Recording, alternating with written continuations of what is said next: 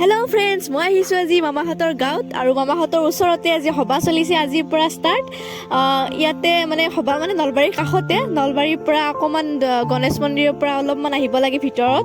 আৰু মন্দিৰটো খুবেই জনপ্ৰিয়, সকলোৱে জানে, দমাটি বুলি কয় জেগাখিনিৰ নাম। বহুত ভাল লাগে, অসংখ্য মানুহ হয়। মন্দিৰটোৰ নাম হৈছে চেমৰাই মন্দিৰ। মই সভা চাবলৈ আহিছোঁ, আহকচোন আপোনালোকে মোৰ লগত একেলগে চাওক। আৰু সভাখনত ইমান মানুহ হৈছে, অসংখ্য মানুহ, ইমান ভাল লাগিছে আহি, খুবেই ভাল লাগে মন্দিৰটোত আহি।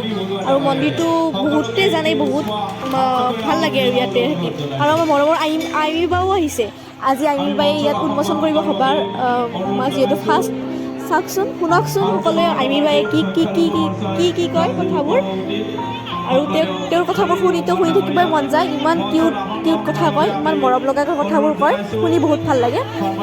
আহকচোন মোৰ লগত সকলোৱে সভাত এনজয় কৰোঁ, উপভোগ কৰোঁ আইমী বাৰ কথাবোৰ। আজিকালি চাবচোন কিবা মেলা এখন পাতিলে সেই চাউমিনটো চাবচোন উঠাই খাই ভাল লাগে নাই? সেইটো আচলতে কি হৈছে? চাইনা বুলি যিখন দেশ, তেওঁলোকে তেনেধৰণে জনপ্ৰিয় কৰিছে। তেওঁলোকে নিজে খোৱাৰ লগতে হয়তো প্ৰথমতে তেওঁলোকৰ এইটো চাগে মানে বিশেষ মানে নাছিলে, কাৰণ আমাৰ আইতাহঁতৰ দিনতো আইতাহঁতে চাওমিন বুলি বস্তু শুনা নাছিলে, নুডলছ বুলি একো বস্তু শুনা নাছিলে। সেই ঠাইখনে নিশ্চয়কৈ এইখিনি বাহিৰৰ মানুহৰ আগত জনপ্ৰিয় কৰিছে। তেওঁলোকে হয়তো প্ৰথমতে নিজে খাই আনক কৈছে যে খাবলৈ বৰ ভাল, কিন্তু আমি কি কৰোঁ বাৰু? এয়া মই সোনকালে আহি সেইকাৰণে আপোনালোকৰ মই চাই আছোঁ কেঁচা ভোগ বুলি লিখা আছে। আজিকালি যদি কেঁচা ভোগৰ ষ্টল এখন লগাই বাহিৰত দেখুৱাই বাৰু খাই চাব, কিন্তু আমাৰ মানুহসকলক যদি গোটেই কেঁচা ভোগ খাবলৈ কেনেকুৱা, আজি গোসাই খাবলৈ দিছে মানে খুব ভাল। মই খাব এই সকলোবোৰ বস্তু আজিকালি চাবচোন ব্ৰেণ্ডিঙৰ জৰুৰী বহুত। যে কি ব্ৰেণ্ডৰ, এই ব্ৰেণ্ডবোৰ আমি বনাব লাগিব, আমাৰ চিলাবত আমি ব্ৰেণ্ড বনাব লাগিব। চাওমিন খাই ভাল লাগে, কিন্তু কোমল চাউল আমাৰ পেটৰ বাবে ভাল, কাৰণ ই আমাৰ মাটি হয়। আৰু যি বস্তু হয় সেই বস্তুটো খাবলৈ উপকাৰী, সেই মানুহৰ বাবেও সেইটোৱে হ'ব নোৱাৰে। মোক বহুতে সুধে যে মোক কোনোবাই ভাবে যে মোৰ স্বাস্থ্য ভাল বুলি, কোনোবাই ভাবে যে মই বিৰাট যত্ন লওঁ।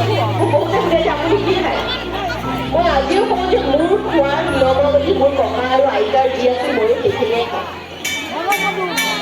আমাৰ এটা মানসিকতা হৈছে যে এটা বস্তুৰ দাম সুধিলে যদি কোনোবাই কয় যে আজি এটা বস্তু খালে একদম 150 টকা কেজি, তেতিয়া ভাবোঁ যে 150 টকাটো বৰ বেছি আজিকালি নালাগে, যদি মানে 1500 টকা কেজি বা এইটো ভাল বস্তু খাইছে দেই।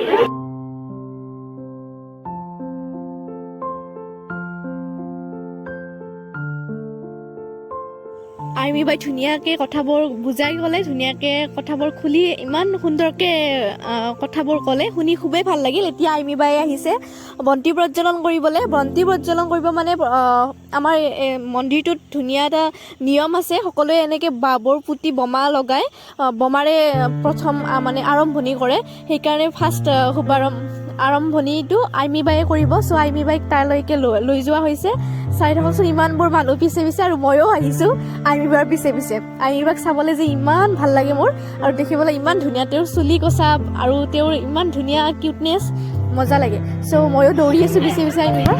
আইমী বাই বন্তি প্ৰজ্বলন কৰি উঠাৰ পিছতে সকলো ৰাইজে লগ লাগি এনেকৈ বোমা লগাই তাৰপিছত বন্তি প্ৰজ্বলন কৰে। চাওকচোন কেনেকুৱা লাগে বাৰু আপোনালোকৰ, আৰু সকলোৱে আহিব ইয়াতে, বহুত ভাল লাগে মন্দিৰটোলৈ আহি। চাই থাকক মোৰ লগত ভিডিঅ'টো।